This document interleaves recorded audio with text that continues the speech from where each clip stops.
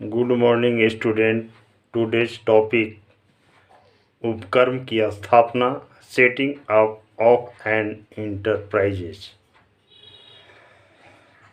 जब समाज में कोई नवीन व्यवसाय स्थापित होता है तो वहाँ केवल रोजगार, उत्पादन, विनियोग एवं आय में वृद्धि नहीं होती, वरन समाज में सांस्कृतिक एवं आध्यात्मिक विकास की संभावनाएं भी बढ़ जाती है।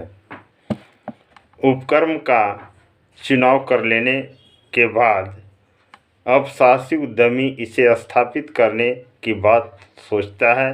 उपक्रम कहाँ स्थापित की जाए, कैसे और कब स्थापित की जाए, इन तथ्यों पर विचार करने के लिए सर्वप्रथम हमें यह सोचकर चलना चाहिए कि उपक्रम का आकार लघु स्तरीय स्मॉल स्केल ही आरंभ में रखा जाना चाहिए, क्योंकि एक तो इसकी स्थापना सुगम होती है, फिर लघु स्तरीय होने के चलते इसे अनेक प्रकार की सरकारी रियायतें भी प्राप्त हो जाती हैं। इसके अलावा साहसी स्वयं अपनी देखरेख और नियंत्रण में इसे मनोकूल ढंग से चला सकता है। किसी भी उपक्रम के जन्म लेने में दो शक्तियाँ फोर्सेस ठीक उसी तरह से कार्य करती है जैसे बच्चे के जन्म लेने में उसके माता और पिता जब साहसी की योग्यता, क्षमता, ज्ञान एवं सृजनशीलता की शक्ति बाजार की वर्तमान अवस्था में संतुलित हो जाती है, तो नए उपक्रम का जन्म औद्योगिक एवं व्यापारिक जगत में हो जाता है। इस उपक्रम रूपी बच्चे के जन्म से पहले साहसी इसकी रणनीति बना लेता है, क्योंकि सिर्फ उपक्रम को पैदा कर देना, गिव बर्थ ही पर्याप्त नहीं होता, बल्कि ऐसे उपाय बनाकर रखने होते हैं कि यह उपक्रम औद्योगिक जगत में बढ़े, फूले फले और विकास का सितारा बन सके। रणनीति की महत्ता को स्वीकार करते हुए बिल बोल्टन एवं जॉन थॉमसन का कहना है कि रणनीतियाँ वे हैं जिन्हें उपक्रम करती है, वह ऐसी राह है जिस पर वह चलती है, तथा वह निर्णय है जिसके द्वारा यह सफलता के एक निश्चित स्तर तक पहुंचती है। Strategies are the things that the enterprises do, the paths they follow and the decision they take in order to reach certain point and level of success. Will Burton and John Thompson। उपक्रम स्थापना के पूर्व ध्यान देने योग्य बातें, factors to be considered before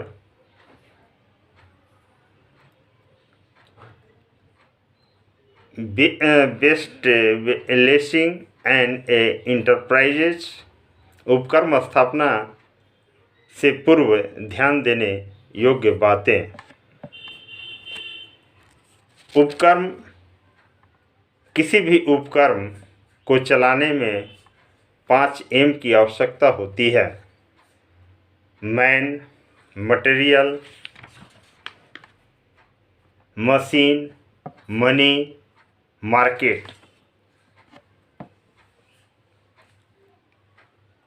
main यानी श्रम, कच्चा माल मटेरियल,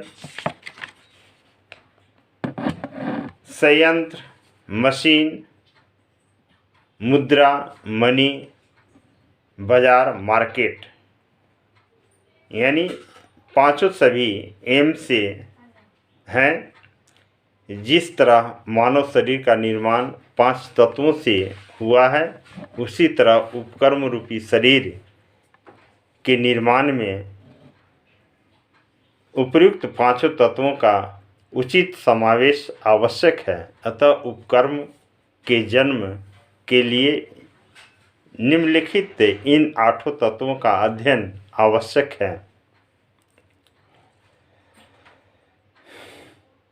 पहला, श्रम मेन, जिसको हम कह सकते हैं मेन पावर।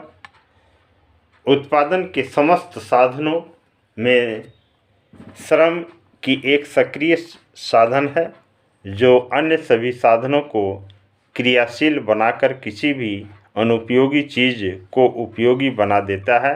अतः अच्छी श्रम शक्ति के आधार पर ही उपकर्म की सफलता सुनिश्चित की जाती है। उपकर्म को चलाने के लिए कुशल, स्किल्ड तथा अकुशल अनस्किल्ड दोनों तरह के श्रम की ज़रूरत होती है। फिर भी इन श्रमिकों से उचित काम लेने के लिए प्रबंधकीय कर्मचारियों की आवश्यकता होती है। अतः उपकर्म में श्रम शक्ति योजना तैयार करके योग्य प्रशिक्षित कर्मचारियों की नियुक्ति पहले कर लेना चाहिए, जो उपकर्म के प्लांट मशीन को ठीक से चला सके। उपकर्म के लिए सही प्रकार के व्यक्तियों का चुनाव करना आवश्यक है, नहीं तो समय, श्रम और धन की बर्बादी होगी। समय समय पर कर्मचारियों को प्रशिक्षित करने और अभिप्रेरित मोटिवेटिव करते रहने की योजना भी बना लेनी चाहिए। कच्चा माल रॉ मटेरियल, यदि उपकर्म उत्पादन से संबंधित है तो स्थापना से पूर्व कच्चे माल रॉ मटेरियल की उपलब्धता, किस्म, मूल्य, आपूर्ति, निरंतरता आदि पर भी विचार करके इनकी व्यवस्था कर लेनी चाहिए। कच्चे माल के अभाव में उत्पादन की सारी प्रक्रिया ठप हो जाती है। तीसरा, संयंत्र प्लांट। उत्पादन चाहे बड़े या छोटे किसी भी पैमाने पर होता है, इसके लिए संयंत्रों की आवश्यकता पड़ती है। उपकर्म आरंभ करने से पूर्व उसमें लगने वाले संयंत्र एवं उपकरणों की खरीद पहले कर लेनी चाहिए। खरीदते समय संयंत्र की तकनीक, इसे चलाने वाले तकनीशियन की उपलब्धता, संयंत्र की क्षमता, किस्म, मूल्य, मरम्मत की सुविधा आदि पहलुओं पर अच्छी तरह से विचार कर लेनी चाहिए। चौथा, मुद्रा मनी। मुद्रा अर्थात पूंजी उपकर्म का जीवन रक्त है। इसके बिना उपकर्म की कल्पना नहीं की जा सकती। उपकर्म में लगने वाली अस्थायी पूंजी एवं चालू पूंजी की आवश्यकता निर्धारित करके उसे जुटाने के स्रोत की व्यवस्था करनी होती है और पूंजी व्यवस्था के लिए कुछ रकम शासी स्वयं लगाता है और बाकी रकम कर्ज के रूप में बैंक या अन्य वित्तीय संस्थाओं से जुटाई जाती है।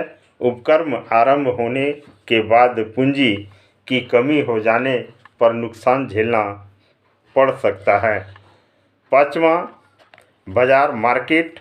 उपकर्म चलाने से पूर्व अपने उत्पादन की बाजार में खपत का अंदाज लगा लेना चाहिए। उसी के अनुरूप शासी उत्पादन उपकर्म की उत्पादन क्षमता रखेगा, क्योंकि मांग से कम और अधिक उत्पादन दोनों की स्थिति शासी के लिए हानिकारक है। यदि मांग अधिक है तो उतना उत्पादन उपकर्म नहीं दे सका तो लाभ में कमी आएगी।